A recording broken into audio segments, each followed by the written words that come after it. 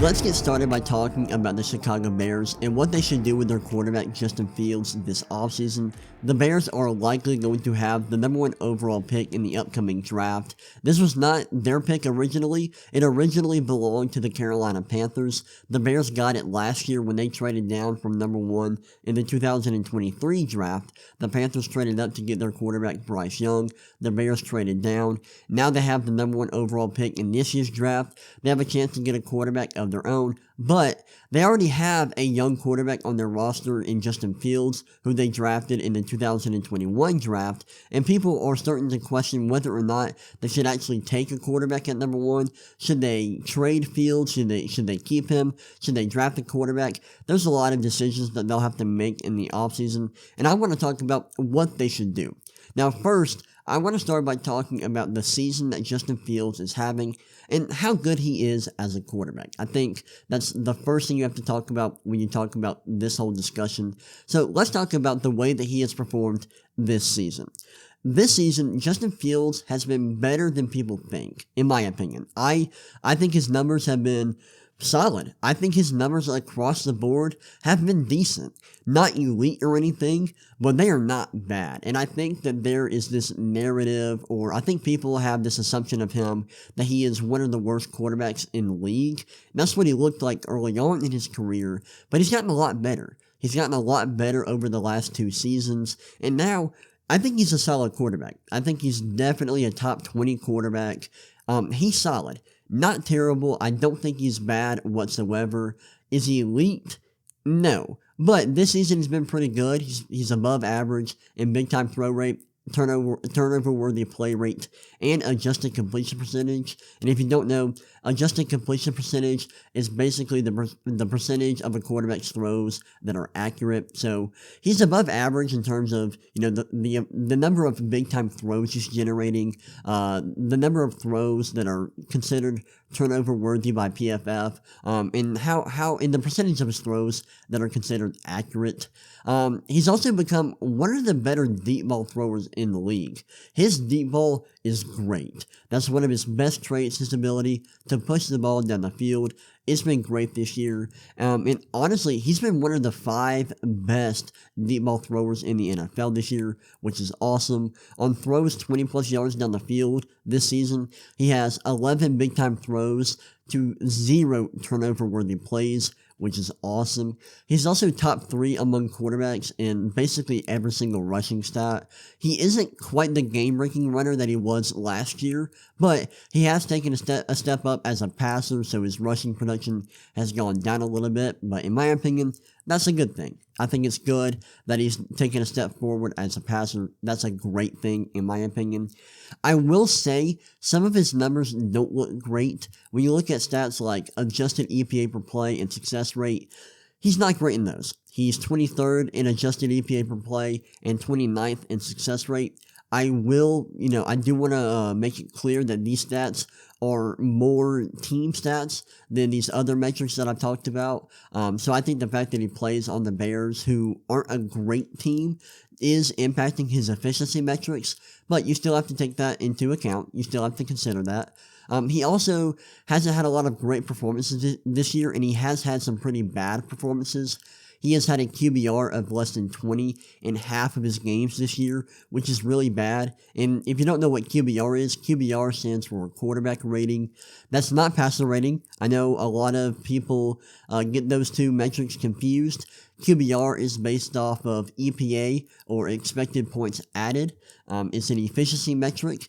And kind of like EPA per play and success rate, it's more of a team stat than an individual stat. It's a good metric, but it can be impacted by a quarterback's surroundings, their supporting cast, their coaching, and so that is something to keep in mind. But by this metric, he has had pretty unimpressive performances in around half his games this year, which is not great. I will say that his passing efficiency numbers, like adjusted net yards per pass attempt, are improving, and that's adjusted net yards per pass attempt is a passing efficiency stat that looks at completion percentage, yards per pass attempt, touchdown rate, interception rate, and sack rate to measure a quarterback's passing efficiency.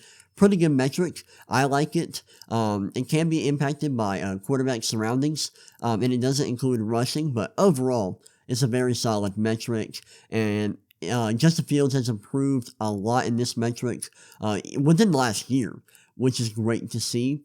For comparison, I looked at Jalen Hurts, who is a quarterback kind of like Justin Fields, and I wanted to look at how similar their development paths were.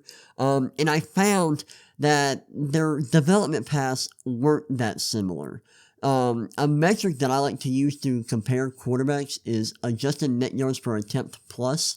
This is a stat that takes each quarterback's adjusted net yards per pass attempt, puts it on a scale where 100 is average, and this stat adjusts each quarterback's adjusted net yards per pass attempt, adjust it for the league average, and so basically 100 is league average, above that is above league average, and below that is below league average. Well, when Jalen Hurts was a rookie, he played 4 games, and in those 4 games, his adjusted net yards per pass attempt plus was 95. That is the same for Justin Fields this season. And when you look at how they performed at the same age, Justin Fields right now is 24. When Jalen Hurts was 24, that was last year, he was an MVP candidate, and his adjusted net yards per pass attempt plus was around 120. I think a little bit below that, but he was a legit MVP candidate. He was an MVP finalist. It was much better than Justin Fields is now. And like I said earlier, this metric only includes passing. But I think based on that, you can see that Justin Fields has improved a lot. I think he's a solid quarterback, not an elite one. In my opinion, he has not been good enough for the Bears to not consider taking a quarterback at 1. Does he have the potential to be a good quarterback, a franchise quarterback? Maybe.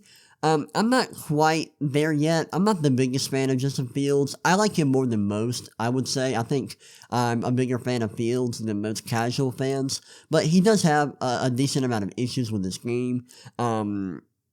Would it be a huge mistake for the Bears to not take a quarterback at number 1? In my opinion, yes. I think the best decision for them as a team is to take a quarterback at number 1. You just don't have this many opportunities to take such a great quarterback prospect with the number 1 overall pick. And that's what the Bears will be getting if they take a quarterback this year. Because, like I said earlier, the quarterback class this year is incredible. I think Caleb Williams and Drake May are probably the top 2 quarterbacks in this year's draft, and both of those guys are awesome. I think both of them would be the number 1 overall pick in most drafts. Those guys are awesome. Jaden Daniels had a better season than both of those guys this year, but he's older. He is not on the same development path as those guys. He was not at quite as good at an early age like those guys were. Those guys were awesome immediately in college, especially Caleb Williams. Jaden Daniels was not that good at an early age, so I think both May and Williams are better prospects than him. But yeah, in my opinion, I think the Bears should reserve free agency for filling their team needs. In my opinion, that's the way that most teams should approach free agency, and I think most teams should use the draft as a way to get cheap young talent at premium positions. I think that's the smartest way to utilize the draft, and the Bears, by taking a quarterback, they can potentially reset their rookie quarterback contract.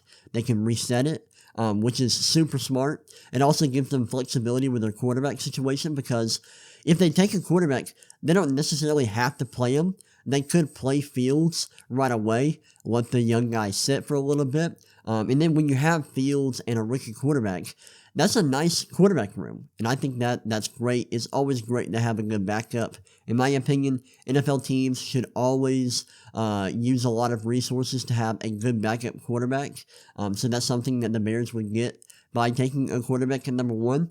And then if they take a quarterback at number 1, they can trade Fields, and I think Fields is a pretty valuable asset. I think they can get a decent amount for him. A few years ago, when the Panthers traded Sam Darnold, they were able to get a second-round pick for him, and they were also able to get some other late-round picks, but the top pick they got in a Darnold trade was a second-round pick. And Darnold, during his first 3 seasons, he was legitimately one of the worst quarterbacks in the league. probably the worst quarterback. And the Panthers were able to get a second round pick plus other late round picks for him. So I think if the Bears trade Fields, they could possibly get a first round pick, if not more. I think that Fields is good enough to demand that, especially if Sam Darnold was enough to get a second round pick. I think Fields is good enough to get a first round pick. Now, the Bears could keep Fields, trade the number 1 overall pick. They can trade back for one. But in my opinion, I think that they would eventually have to make a decision on Fields anyway, and I think that eventually they would decide to get rid of him. I just don't think that he's worth a huge contract extension. Maybe they do. I don't. In my opinion, he's not worth a huge contract extension, which he may get when his rookie deal is up. And so I think the best move for them, the smartest decision in terms of, long-term team building, looking at it from a team building perspective, the smartest move is for them to take a quarterback at number 1. And I think that's the way they should, that's the direction they should head towards. I think that's what they will do, and I think that's the smartest decision.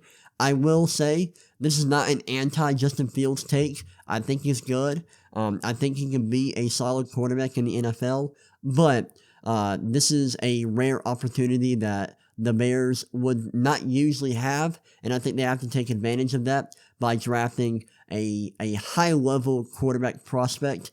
And you have to consider that they have another top 10 pick, or they're likely going to have another top 10 pick, which is their own selection. Right now, it is slotted in at number 5, so they have the number 1 pick and the 5th pick. And so when they take a quarterback at number 1, they can trade back from number 5, which is what I would do, because they do have a lot of holes on their roster. I think it would be great for them to get as many draft picks as humanly possible. They can trade back from number 5. I think that they will have a good opportunity to do that because there are 3 good quarterback prospects this year. And I think that if Jaden Daniels is available at 5, the Bears could get a lot if a team wants to trade up into the top 5 to get Daniels. And if they do have that opportunity, I think the Bears should take it. So, yeah, those are my thoughts on the Bears and what they should do with Justin Fields. Like I said, I like Fields, but I think it is just the right move long-term and from a team-building perspective for the Bears to take a quarterback, trade Fields, and then trade back from number 5 if all of that is humanly possible. But yeah, those are my thoughts about the whole situation. And now I'm going to take a break. When I come back, we'll talk about the Los Angeles Chargers and what they should do this offseason.